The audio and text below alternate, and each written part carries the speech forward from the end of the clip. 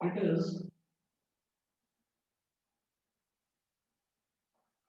is also due to atmospheric. It is also due to it is also due to atmospheric refraction.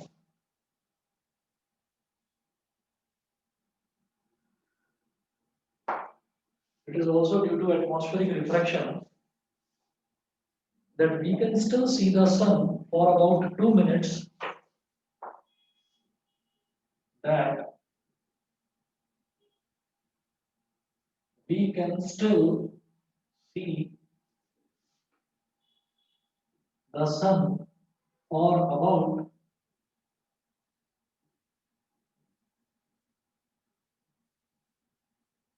we can still see the sun for about 2 minutes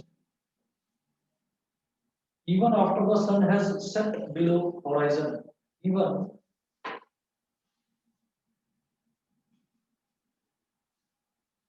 even after the sun has set below horizon.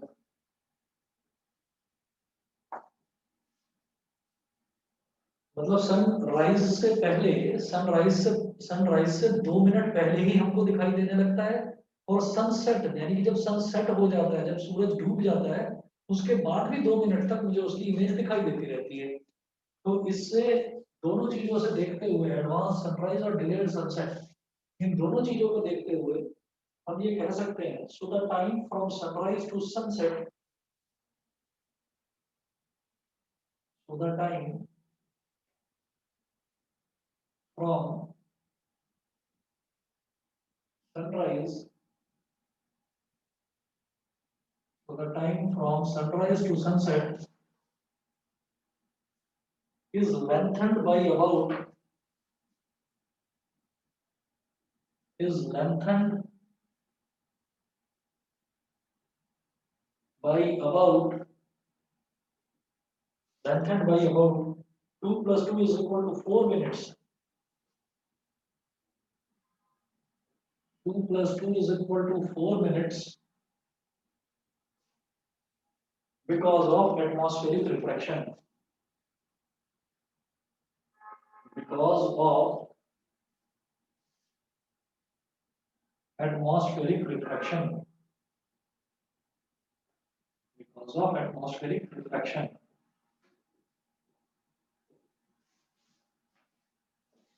Because of atmospheric refraction. ठीक है ना, क्योंकि sunrise क्या होता है, early sunrise यानी कि सूरज तो अभी छुपा हुआ है लेकिन फिर भी मुझे 2 मिनट पहले दिखाई दे जाता है। फिर डिलेड सनसेट यानी कि सूरज तो डूब चुका है लेकिन फिर भी मुझे 2 मिनट तक दिखाई दे रहा है।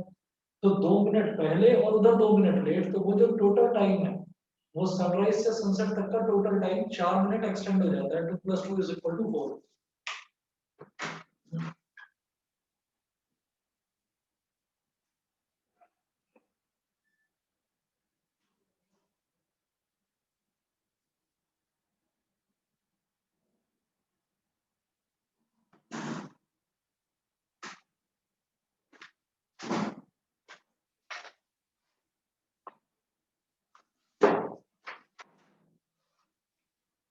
आगे देखिएगा, नेक्स्ट नेक्स्ट टॉपिक है स्कैटरिंग ऑफ लाइट।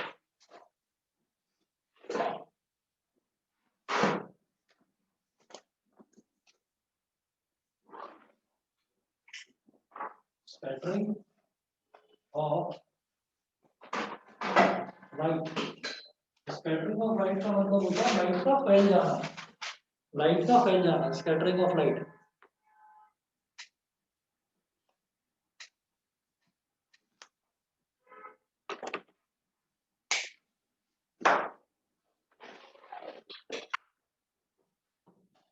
अब देखिएगा, इसमें नोट करें scattering of light means to throw light in various random directions. Scattering of light means Scattering of light means to throw light in. Scattering of light means to throw light in various random directions. अलग अलग directions में light को फेंक देना, यानी कि light का फैल जाना अलग अलग डायरेक्शन में, उसी को हम बोलते हैं स्कैटरिंग ऑफ लाइट। अच्छा, उसके बाद नेक्स्ट नोट करेंगे Tyndall effect. TINDALL Tyndall effect.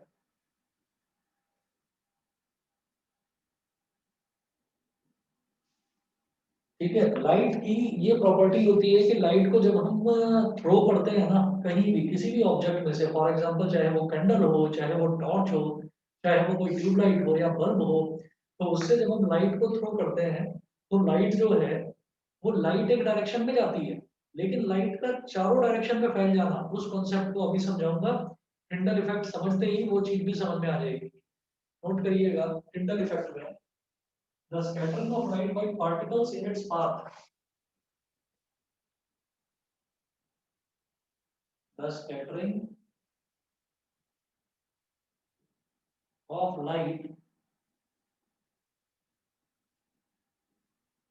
by particles. The scattering of light by particles in its path. The scattering of light by particles in its path is called Tyndall effect. Is called Tyndall effect. The scattering of light by particles in its path is called Tyndall effect. क्या होता है कि अगर मान लीजिए हमने light की बात करी, तो लाइट को अगर हम किसी भी ऑब्जेक्ट से हम लाइट ऑब्टेन कर रहे हैं, तो क्या होता है कि जैसे मान लीजिए हमने एक टॉर्च ऑन करी, तो टॉर्च से लाइट एक डायरेक्शन में जाएगी। कब? जब एटमॉस्फेयर में किसी भी तरीके के कोई गैसियस पार्टिकल्स, कोई डस्ट पार्टिकल्स नहीं होंगे। लेकिन एटमॉस्फेयर में गैसियस पार्टिकल्स भी होते हैं, डस्ट पार्टिकल्स भी होते हैं, तो वो क्या करते हैं, वो उस लाइट को लेकर और लाइट को चारों डायरेक्शन में फैला देते हैं। डस्ट पार्टिकल्स चारों डायरेक्शन में फैले हुए रहते हैं, तो लाइट जो है वो उनके ऊपर, डस्ट पार्टिकल्स के ऊपर सुपर इम्पोज कर जाती है, मतलब बैठ जाती है एक तरह से। और वो चारों डायरेक्शन में, क्योंकि डस्ट पार्टिकल्स फैलते रहते हैं, तो वो लाइट को भी चारों डायरेक्शन में अपने साथ फैला देते हैं। अगर डस्ट पार्टिकल्स और गैसियस मॉलिक्यूल्स एयर में मौजूद ना हो, तो लाइट अगर हम थ्रो करेंगे तो लाइट एक सिंगल बीम, एक सिंगल डायरेक्शन में ही जाएगी। सनलाइट भी एक सिंगल डायरेक्शन में ही आएगी बस, बाकी चारों तरफ अंधेरा ही अंधेरा होगा, लाइट फैलेगी नहीं चारों तरफ। समझ रहे हैं? तो ये चीज है टिंडल इफेक्ट। अब टिंडल ने क्या ऑब्जर्व करके ये डेफिनेशन दी कि जो स्कैटरिंग है लाइट की, मतलब लाइट का जो फैलना है, it is because of the gaseous particles and dust particles present in the atmosphere. तो ये जो उसने ऑब्जर्वेशन दी थी, वो क्या देखकर उसने ऑब्जर्वेशन करा, वो नोट करिएगा कि टिंडल discovered that when white light, हाँ पॉइंट्स दो तीन पॉइंट्स हैं, टिंडल इफेक्ट ज्यादा होना। लास्ट टॉपिक, हाँ ये लास्ट टॉपिक है। इसके बाद दो चीजें हैं, why the sky is blue and why the sun appears red at sunrise and sunset first term, इतने कुछ है। तो Tyndall discovered that when white light consisting of 7 colors, Tyndall discovered that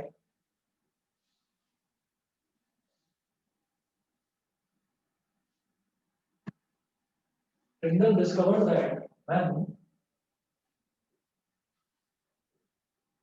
white light consisting of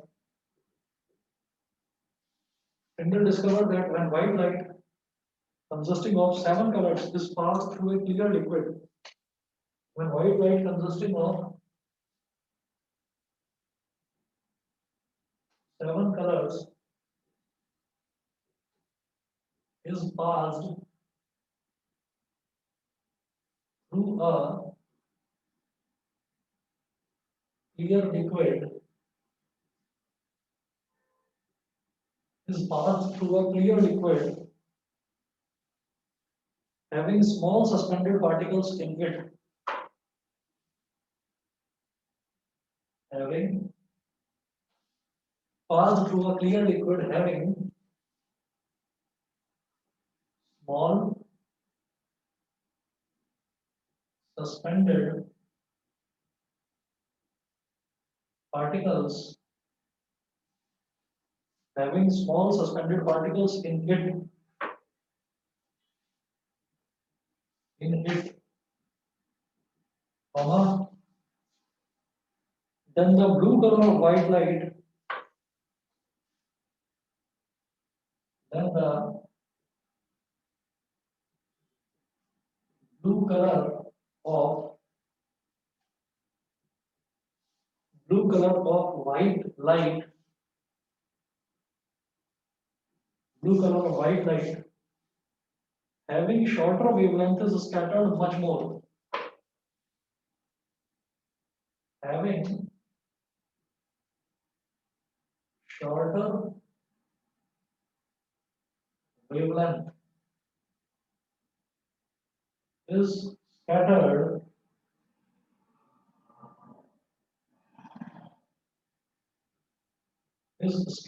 much more. Having shorter wavelength is scattered much more than the red color having longer wavelength. Then the red color having longer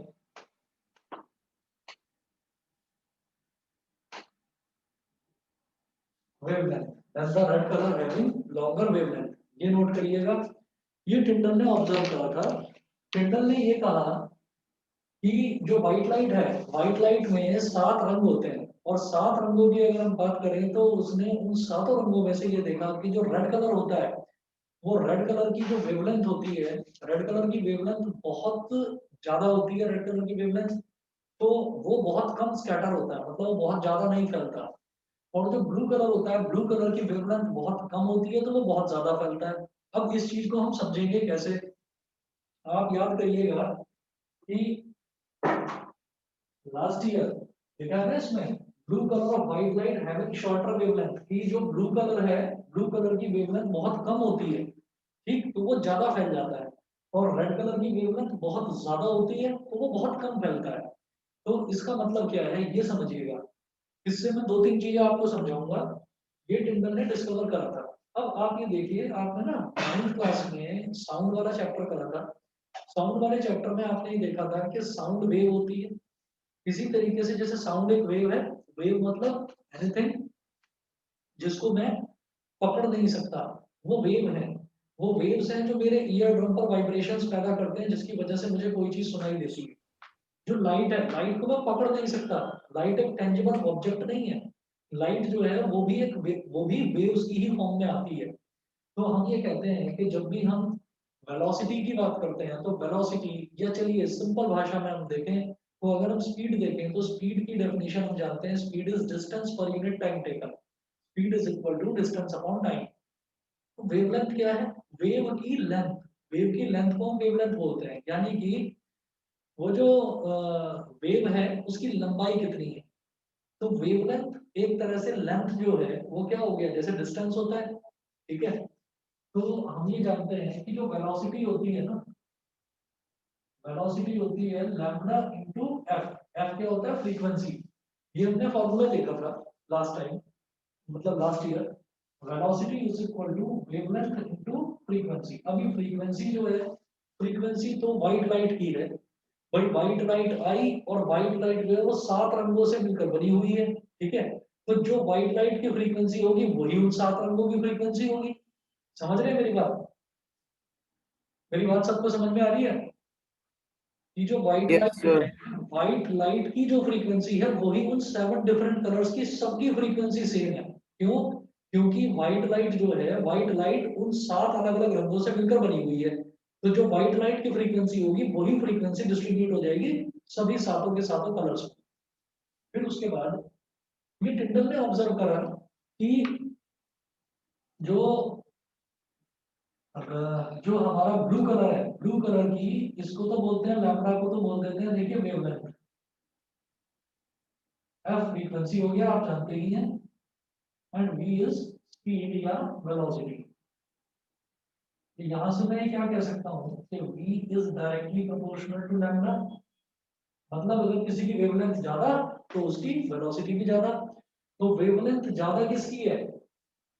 shorter wavelength किसकी है? Blue colour की। तो shorter wavelength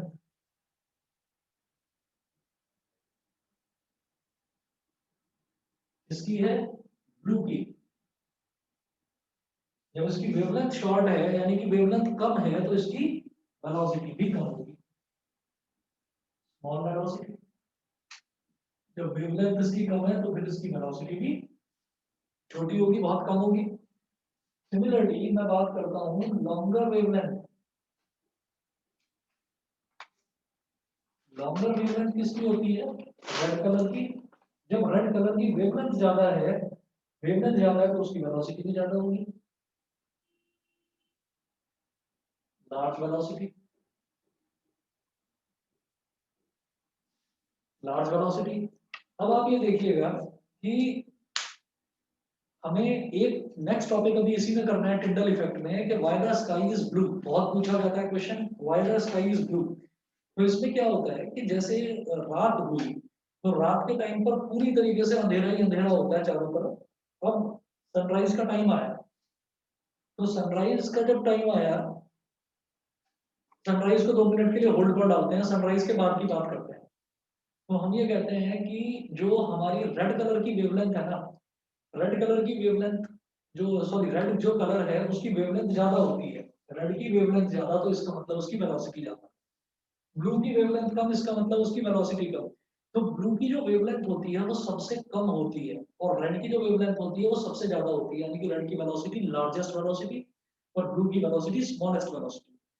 तो जब white light आने लगेगी सन में से, जब सूरज व्हाइट रोशनी छोड़ेगा, तो जब वो व्हाइट लाइट एमिट करेगा तो क्या होगा?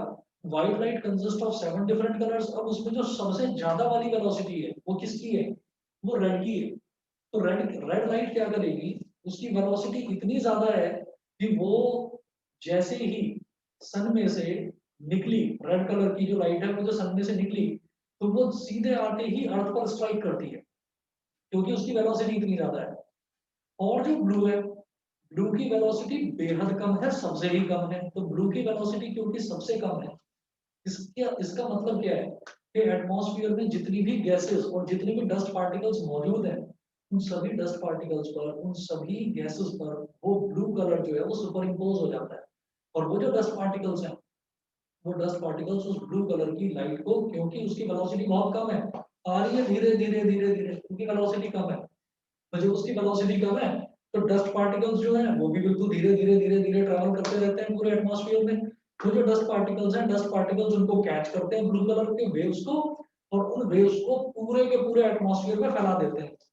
जब पूरे एटमॉस्फेयर में फैला देते हैं तो पूरा का पूरा जो हमारा स्काई है वो हमको ब्लू कलर का नजर आता है। बताइए समझ में आ गया कि नहीं? ये प्रोसेस हो जाता है हार्डली कुछ सेकंड्स में। हाँ, बताइए जी, सभी को क्लियर है कि नहीं? Yes sir. ठीक है। जिन बच्चों को नहीं समझ में आया दोबारा सुन लीजिए, मैं दोबारा बताता हूँ। हाँ जी बताइए, दिवस बोलो। सर वो पूछा था कि हाँ जैसे सर सनराइज और सनसेट पे हमें स्काई में बहुत सारे कलर्स दिखने को मिलते हैं। अभी बता रहा हूँ सनराइज, मैं कह रहा हूँ ना सनराइज और सनसेट को 5 मिनट के लिए होल्ड पर डालो, अभी आता हूँ उस पर भी। मैं सनराइज के बाद की कहानी बता रहा हूँ, बस थोड़ी देर रुक जाइए। सनराइज के बाद की बात बता रहा हूँ, पहले सनराइज वाली बात भी अभी बताऊंगा। ठीक है, सबसे पहले ये देखिए, why the sky appears to be blue. Sky का कलर, आसमान का रंग हमें नीला क्यों नजर आता है? इस वजह से नजर आता है क्योंकि ब्लू की वेवलेंथ सबसे कम, इसका मतलब उसकी वेलोसिटी सबसे कम। रेड की वेवलेंथ सबसे ज्यादा, इसका मतलब उसकी वेलोसिटी सबसे ज्यादा। तो क्या होता है कि रेड की वेलोसिटी इतनी ज्यादा है तो डस्ट पार्टिकल्स की वेलोसिटी, डस्ट पार्टिकल धीरे धीरे धीरे धीरे ट्रैवल करते रहते हैं एटमॉस्फेयर में। डस्ट पार्टिकल्स, गैसियस पार्टिकल्स, तो वो सारे के सारे पार्टिकल्स जो होते हैं वो एटमॉस्फेयर में बिल्कुल बहुत कम वेलोसिटी के साथ ट्रैवल कर रहे होते हैं, इधर उधर रैंडम डायरेक्शंस में मूव कर रहे होते हैं। ठीक है। और जो रेड है, रेड की वेलोसिटी इतनी ज्यादा होती है कि रेड एकदम से सन से निकलती है और सन से निकल के सीधा अर्थ की सरफेस पर स्ट्राइक करती है। ठीक है। तो अब रेड तो पास ऑन कर गई क्योंकि उसकी वेलोसिटी इतनी ज्यादा थी। बाकी जो कलर्स थे वो भी पास ऑन कर गए क्योंकि उनकी वेलोसिटी भी बहुत ज्यादा थी। सबसे कम वेलोसिटी वाला बचा ब्लू कलर। तो ब्लू कलर की वेलोसिटी सबसे कम है तो वो धीरे धीरे धीरे धीरे आ रहा है। धीरे धीरे वो कलर आ रहा है तो जो डस्ट पार्टिकल्स हैं जिनकी वेलोसिटी बहुत कम है, वो डस्ट पार्टिकल्स के ऊपर वो ब्लू कलर सुपर इम्पोज हो जाता है। और डस्ट पार्टिकल्स उनको ब्लू कलर को, क्योंकि उसकी वेलोसिटी वो बहुत धीमा है, तो उसको चारों डायरेक्शन में वो फैला देते हैं। समझ गए?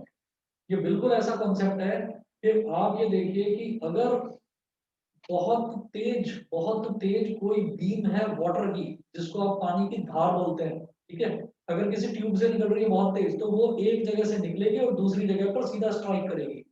और वहीं अगर पानी की स्पीड बहुत कम है, पानी की धार की स्पीड बहुत कम है, तो वो चारों डायरेक्शन में फैल जाएगा, आसपास के सारे रीजन को गीला कर देगा। और अगर बहुत शार्प उसकी धार बहुत शार्प है पानी की, तो वो सीधा एक जगह से निकल के दूसरी जगह पर स्ट्राइक करेगा। तो वही चीज है, रेड कलर की स्पीड बहुत ज्यादा है तो वो सीधा अर्थ पर स्ट्राइक करेगा। ब्लू कलर की स्पीड बहुत कम है तो सारे डस्ट पार्टिकल्स के ऊपर वो सुपरइम्पोज हो जाएगा। डस्ट पार्टिकल्स की आदत ही होती है कि वो रैंडमली पूरे में मतलब मूव कर रहे होते हैं एटमॉस्फेयर में। तो वो डस्ट पार्टिकल्स जितना भी ब्लू कलर है उस सारे को पूरे एटमॉस्फेयर में स्कैटर करवा देंगे, फैला देंगे। एंड दैट्स व्हाई मुझे जो पूरा का पूरा स्काई है वो ब्लू नजर आता है। ठीक है। सर कभी कभार वैसे भी रहता है ऑरेंज सा। ऑरेंज भी रहता है, तो वो ऑरेंज जो है वो दूसरी कंडीशन है, आ रहा है उस पर भी ऑरेंज पर और रेड पर भी आ रहा है। ऑरेंज भी तो रेड की ही कैटेगरी का कलर है। हाँ जी, आते हैं जरा। Excuse me sir. हाँ जी बताइए। सर ये जो हमारा टिंडल इफेक्ट होता है वो वैक्यूम में भी होता है ना? वैक्यूम में टिंडल इफेक्ट नहीं होता क्योंकि वैक्यूम में कोई गैसेज नहीं होती, इस वजह से टिंडल इफेक्ट वैक्यूम में नजर नहीं आता। और इसको सबसे पहले ना, जैसे हम आइजैक न्यूटन की बात करते हैं कि न्यूटन ने जो ग्रेविटी के बारे में बताया, तो वो कैसे बताया, बैठा हुआ था उसने एक पेड़ पर से सेब को एप्पल को गिरते हुए देखा, तो उसने कहा कि मतलब ग्रेविटी तो नीचे की तरफ ही एक्ट करती है। इसी तरीके से टिंडल भी बैठा हुआ था और टिंडल ने देखा कि जो हम अपने घरों की बात करते हैं, तो जैसे डोर होता है, विंडो होता है, ऐसी जो रोशनदान लगा रहता है, वहां से सनलाइट उसके रूम के अंदर एंटर कर रही थी।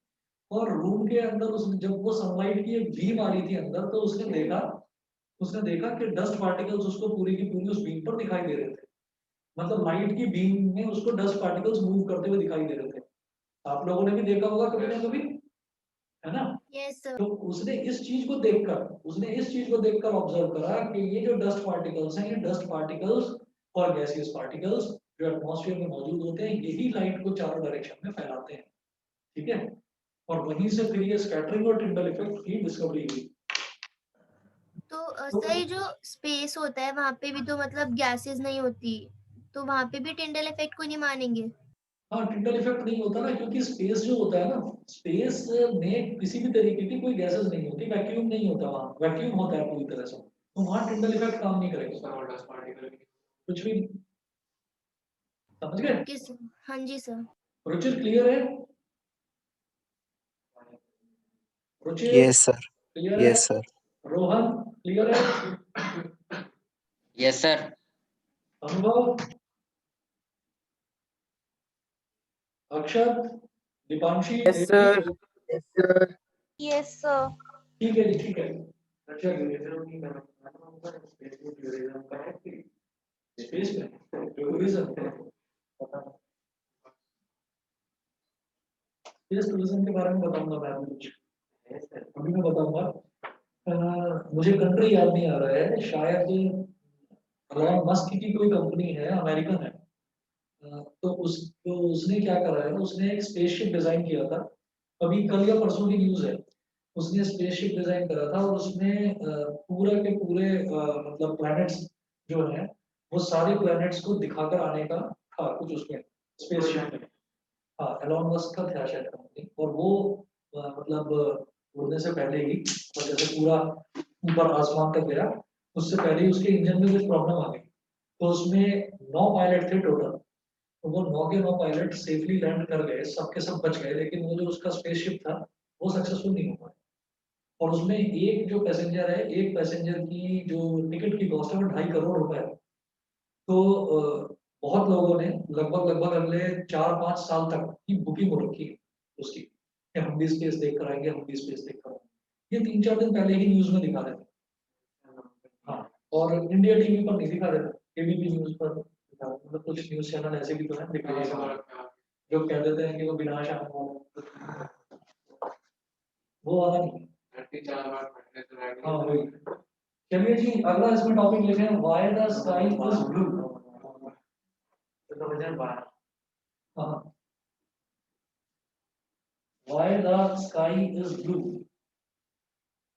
ठीक है, तो वही चीज जो आपको मैंने बताई है उसी चीज को लिखना है।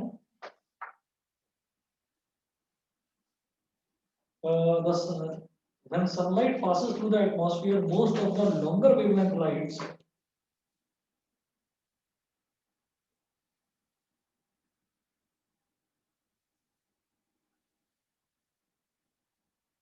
when sunlight passes through the atmosphere,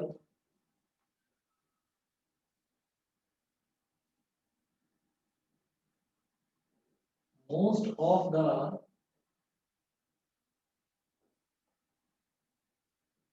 of the longer wavelength lights, most of the longer wavelength lights, such as red, orange, yellow, etc., such as red, orange, yellow, etc., present in it do not get scattered. Present in it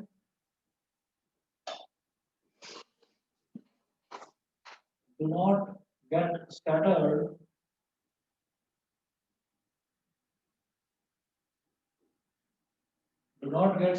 by air molecules.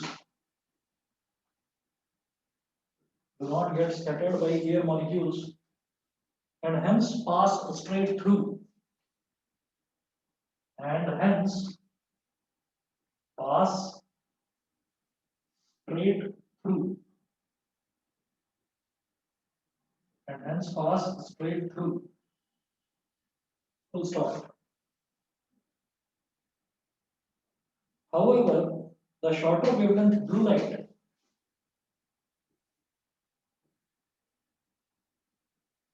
However, the shorter wavelength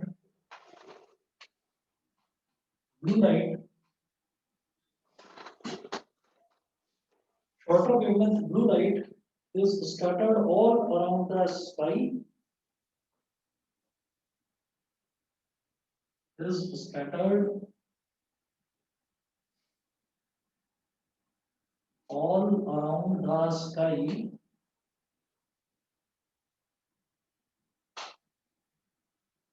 by air molecules and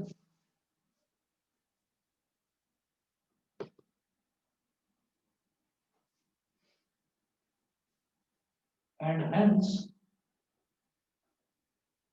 sky appears blue. And hence sky appears blue. सभी को clear है?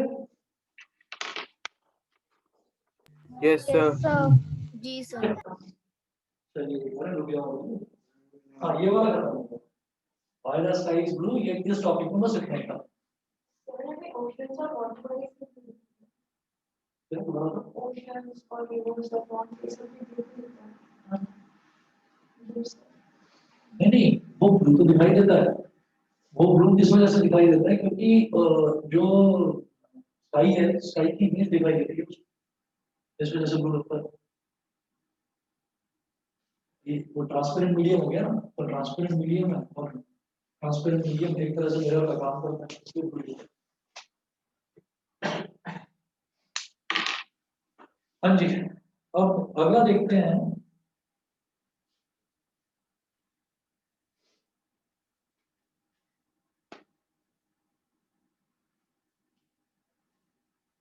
किसी में ना एक चीज और लिख लीजिए,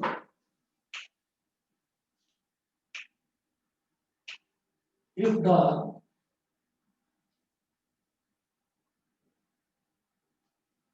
earth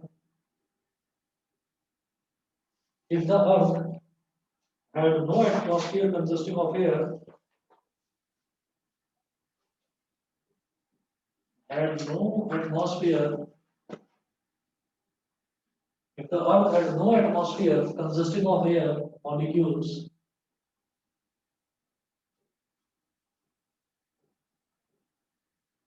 consisting of air molecules,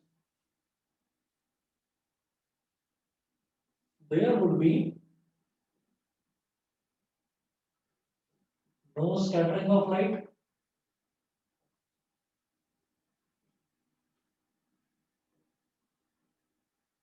there would be no scattering of light,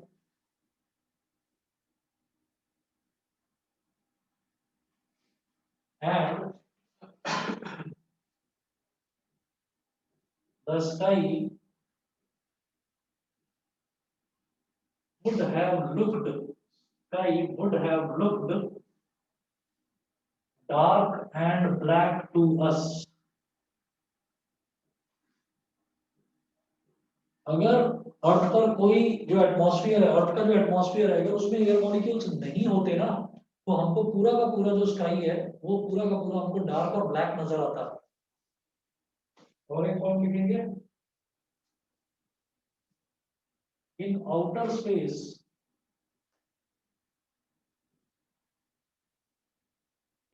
space the sky looks dark and black instead of blue, क्योंकि वहां पर कोई एटमॉस्फेयर, कोई एयर मॉलिक्यूल्स वगैरह होते ही नहीं है। इन outer space the sky looks dark and black instead of blue, dark and black instead of blue।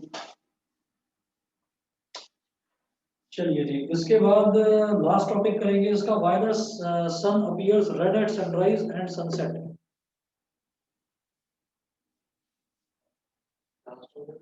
हाँ,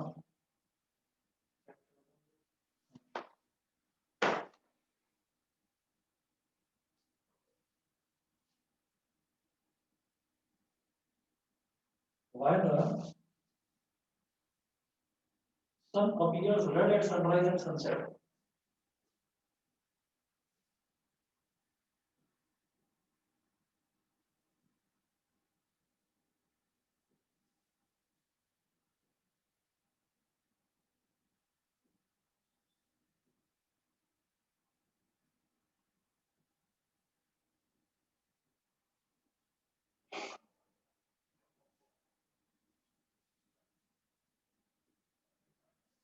सनराइज और सनसेट के टाइम पर जो सन है वो हमको रेड क्यों नजर आता है? वैसे तो ब्लू नजर आता है, सनराइज और सनसेट के टाइम पर रेड क्यों नजर आता है? इसको लिखेंगे,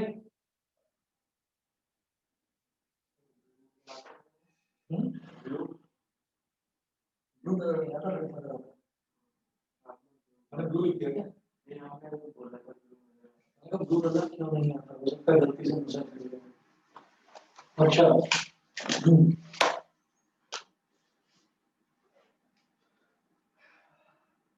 the sun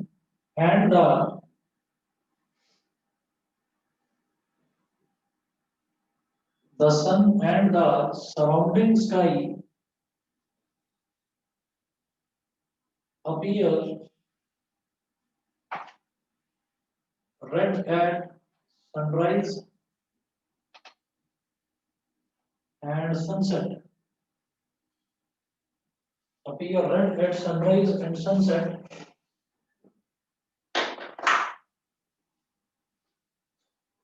appear red at sunrise and sunset because at that time most of the blue color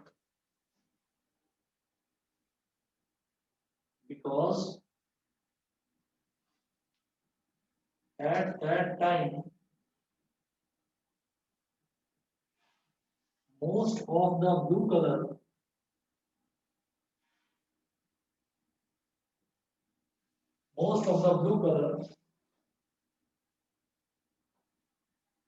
present in sunlight has been scattered out and away.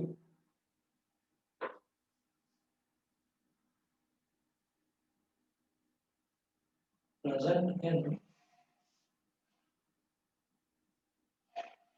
sunlight has been scattered. Present in sunlight has been scattered out and away.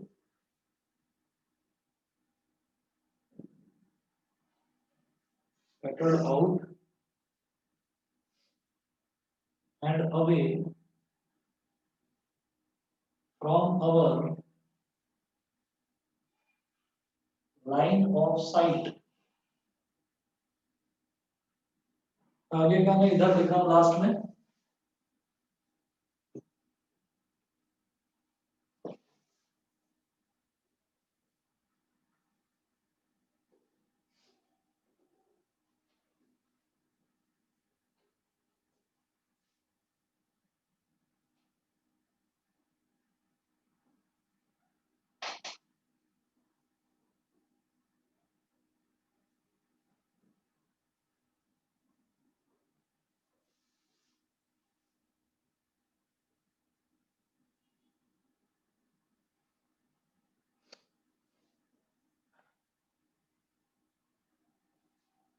has been scattered out and away from our line of sight, leaving behind from our line of sight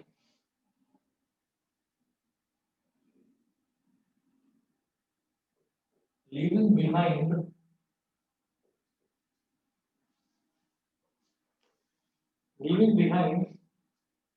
mainly red color in the direct sunlight beam.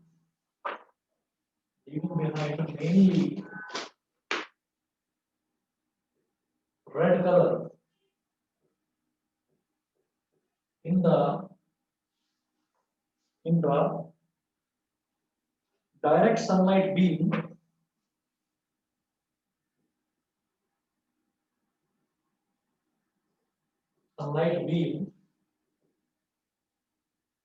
that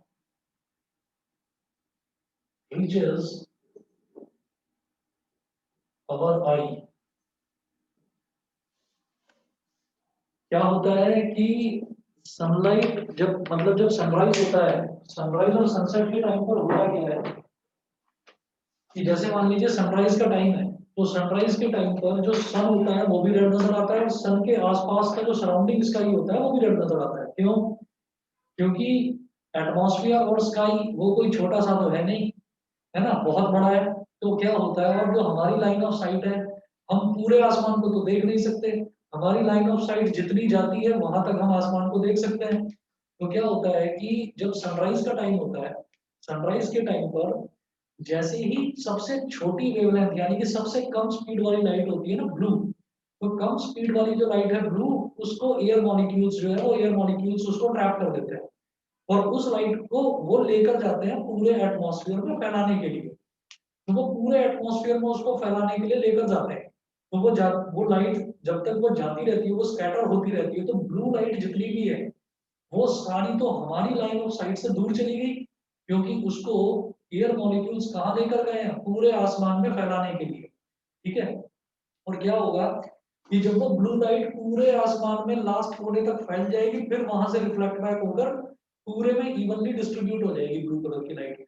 और पीछे बचेगी क्या, पीछे सिर्फ और सिर्फ वो वाली लाइट बचेगी जिसको एयर मॉलिक्यूल्स अपने साथ नहीं ले जा सके। तो एयर मॉलिक्यूल्स कौन सी लाइट को अपने साथ नहीं ले जा पाएंगे, रेड कलर की, क्योंकि उसकी स्पीड बहुत ज्यादा है। उसकी स्पीड बहुत ज्यादा है, तो जो रेड कलर की लाइट है वो डायरेक्टली उस टाइम हमारी आंखों तक आती है। और आप ये समझ लीजिए 1 मिनट या 2 मिनट से ज्यादा का टाइम लगता नहीं है, जब पूरा का पूरा आसमान जो है वो नीला हो जाता है और फिर सन भी हमको रेड नजर नहीं आता, धीरे धीरे सन भी हमको व्हाइट कलर का नजर आने लगता है। ठीक है, समझ में आ गया सभी को? Yes sir. सभी को क्लियर है? इसका एक डायग्राम और देखेंगे।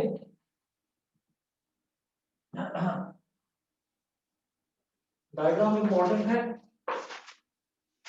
ये टॉपिक पूछा जाएगा तो इसमें एक्सप्लेनेशन तो मामूली सा सिर्फ इतना ही है, यहाँ से लेकर यहाँ तक कि सनराइज के टाइम पर, सनसेट के टाइम पर जितनी भी रेड कलर की लाइट है वही केवल वहां पर बचती है। ब्लू कलर की लाइट को तो एयर मॉलिक्यूल्स इधर उधर फैलाने ले जाते हैं। ठीक है, और जैसे ही पूरे एटमॉस्फेयर में ब्लू कलर की लाइट फैल जाती है तो फिर वो इवनली डिस्ट्रीब्यूट हो जाती है पूरे एटमॉस्फेयर में, फिर मुझे जो स्काई है वो ब्लू नजर आने लगता है। इसका डायग्राम मैं बना रहा हूँ, ये सारा डायग्राम थोड़ा बड़ा बनाऊंगा बीच में।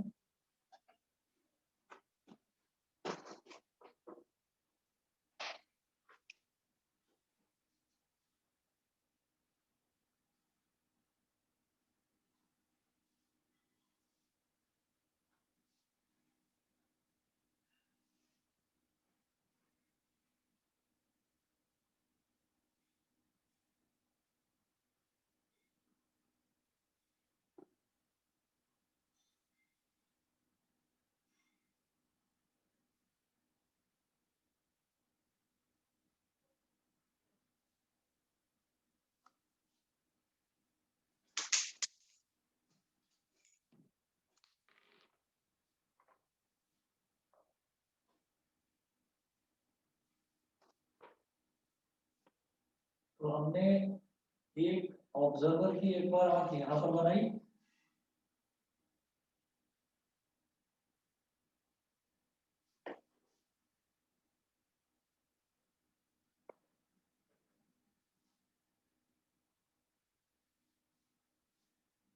ये सन है,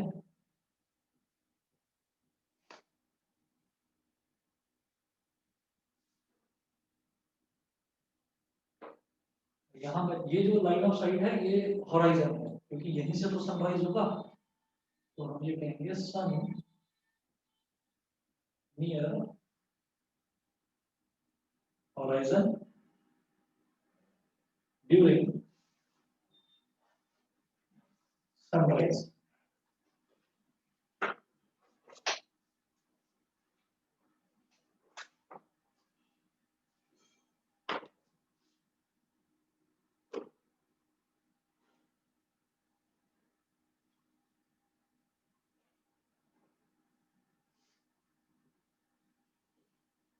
Blue light scattered away. Blue light scattered away. Red light reaches us. हम तक पहुंचती है सिर्फ रेड लाइट।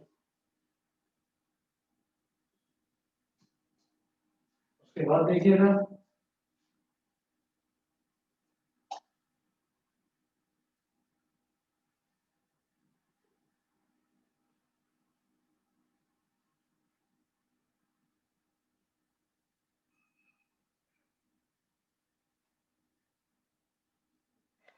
अब ऑब्जर्वर की आई ऐसे है और सूरज धीरे धीरे धीरे धीरे ऐसे अपना सर्कुलर पाथ फॉलो करते हुए सूरज पहुंच गया यहाँ पर टॉप पर।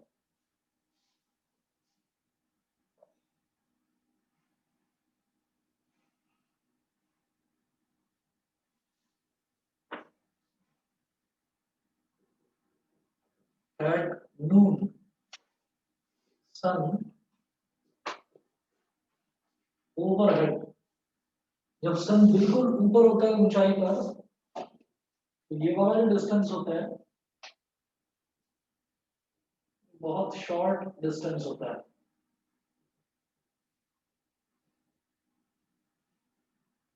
सन appears white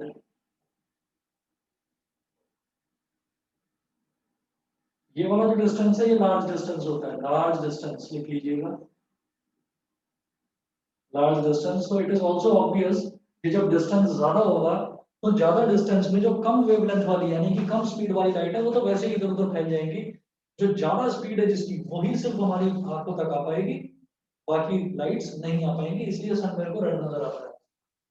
फिर वही चीज सनसेट के टाइम पर है। सनसेट के टाइम पर भी जो सन है वो हॉराइजन के नजदीक होता है।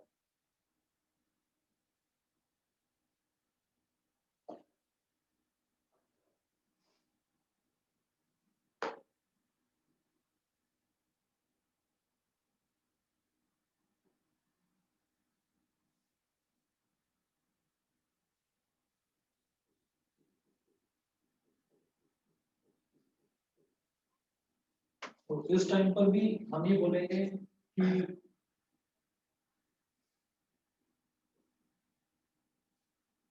Blue light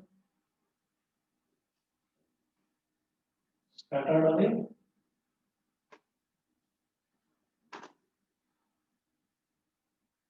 blue light scattered away, और यहां से कौन सी लाइट आ रही है, रेड लाइट रीचेस अस।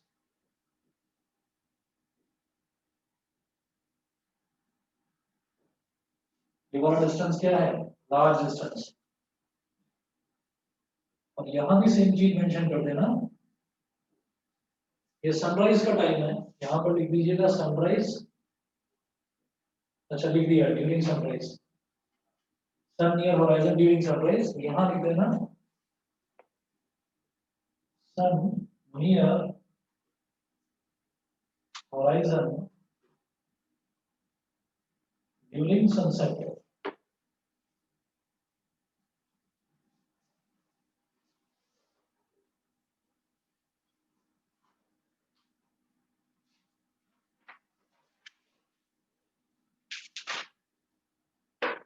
ठीक है जी, ये डायग्राम बना लीजिए। मैंने इसमें कोई भी चीज नहीं छोड़ी है, सारे नोट्स आप लोगों ने बनाए ही होंगे, और इसके नोट्स अपने कंप्लीट रखिएगा, क्योंकि इसके अलग से मैं नोट्स नहीं देने वाला हूँ, जो आपको मैंने बैच में नोट करवा दिया है वही आपके नोट्स हैं इसके। ठीक है, तो ये आप करिएगा और कल मैथ्स कराता हूँ। आज के लिए बस इतना ही, ये वाला चैप्टर हमारा फिनिश हो गया है। तो हमने फिजिक्स में अभी पिछले दिनों में हमने रिफ्लेक्शन वाला चैप्टर कंप्लीट कर लिया है, रिफ्रैक्शन वाला कर लिया है, और अब ये human I and colourful world कर लिया है। तो अब मैं साइंस में नया जो चैप्टर स्टार्ट कराऊंगा वो फिजिक्स को थोड़े दिनों के लिए एक साइड रख देते हैं, क्योंकि 3 मेन चैप्टर हमने कर लिए हैं, इलेक्ट्रिसिटी वहां पर कर ही रहे हैं दूसरे बैच में। ठीक है, तो इस बैच में अब फिर नेक्स्ट कोई केमिस्ट्री का चैप्टर कराऊंगा स्टार्ट। ठीक है जी, ओके सर।